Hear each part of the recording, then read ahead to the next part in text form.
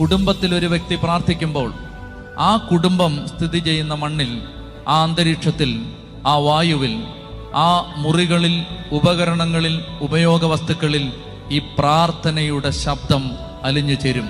എത്രയോ കെട്ട വാക്കുകൾ ഉച്ചരിച്ച വീടാണിത്.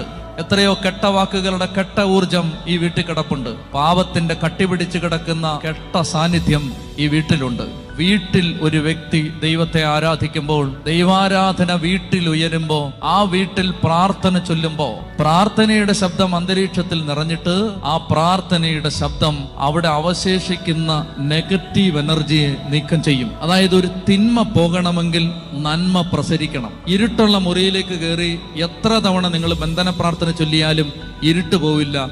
ലൈറ്റ് ഇടണം. ഇരുട്ടുള്ള മുറിയിൽ ഇരുട്ട് പോകണമെങ്കിൽ തിരി കത്തിക്കണം, വെളിച്ചം ഓണാക്കണം എന്ന് പറഞ്ഞ പോലെ ഈ അന്ധകാരം മാറണമെങ്കിൽ ദൈവശക്തി. കുടുംബത്തിൽ ഒരു വ്യക്തി പ്രാർത്ഥിക്കുമ്പോൾ ആ കുടുംബം സ്ഥിതി ചെയ്യുന്ന മണ്ണിൽ, ആ അന്തരീക്ഷത്തിൽ, ആ വായുവിൽ, ആ മുറികളിൽ, ഉപകരണങ്ങളിൽ, ഉപയോഗ വസ്തുക്കളിൽ ഈ പ്രാർത്ഥനയുടെ ശബ്ദം അലിഞ്ഞു ചേരും.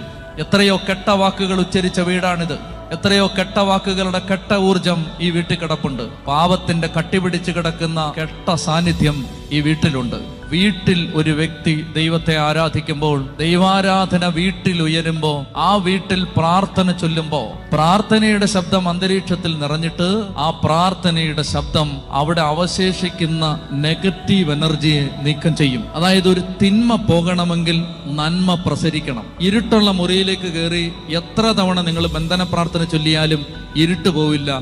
ലൈറ്റ് ഇടണം. ഇരുട്ടുള്ള മുറിയിൽ ഇരുട്ട് പോകണമെങ്കിൽ തിരി കത്തിക്കണം, വെളിച്ചം ഓണാക്കണം എന്ന് പറഞ്ഞ പോലെ ഈ അന്ധകാരം മാറണമെങ്കിൽ ദൈവശക്തി. കുടുംബത്തിൽ ഒരു വ്യക്തി പ്രാർത്ഥിക്കുമ്പോൾ ആ കുടുംബം സ്ഥിതി ചെയ്യുന്ന മണ്ണിൽ, ആ അന്തരീക്ഷത്തിൽ, ആ വായുവിൽ, ആ മുറികളിൽ, ഉപകരണങ്ങളിൽ, ഉപയോഗ വസ്തുക്കളിൽ ഈ പ്രാർത്ഥനയുടെ ശബ്ദം അലിഞ്ഞു ചേരും. എത്രയോ കെട്ട വാക്കുകൾ ഉച്ചരിച്ച വീടാണിത്. എത്രയോ കെട്ട വാക്കുകളുടെ കെട്ട ഊർജം ഈ വീട്ടിൽ കിടപ്പുണ്ട്. പാപത്തിന്റെ കട്ടിപിടിച്ച് കിടക്കുന്ന കെട്ട സാന്നിധ്യം ഈ വീട്ടിലുണ്ട്. വീട്ടിൽ ഒരു വ്യക്തി ദൈവത്തെ ആരാധിക്കുമ്പോൾ, ദൈവാരാധന വീട്ടിൽ ഉയരുമ്പോ, ആ വീട്ടിൽ പ്രാർത്ഥന ചൊല്ലുമ്പോ, പ്രാർത്ഥനയുടെ ശബ്ദം അന്തരീക്ഷത്തിൽ നിറഞ്ഞിട്ട് ആ പ്രാർത്ഥനയുടെ ശബ്ദം അവിടെ അവശേഷിക്കുന്ന നെഗറ്റീവ് എനർജിയെ നീക്കം ചെയ്യും. അതായത് ഒരു തിന്മ പോകണമെങ്കിൽ നന്മ പ്രസരിക്കണം. ഇരുട്ടുള്ള മുറിയിലേക്ക് കയറി എത്ര തവണ നിങ്ങൾ ബന്ധന പ്രാർത്ഥന ചൊല്ലിയാലും ഇരുട്ട് പോവില്ല.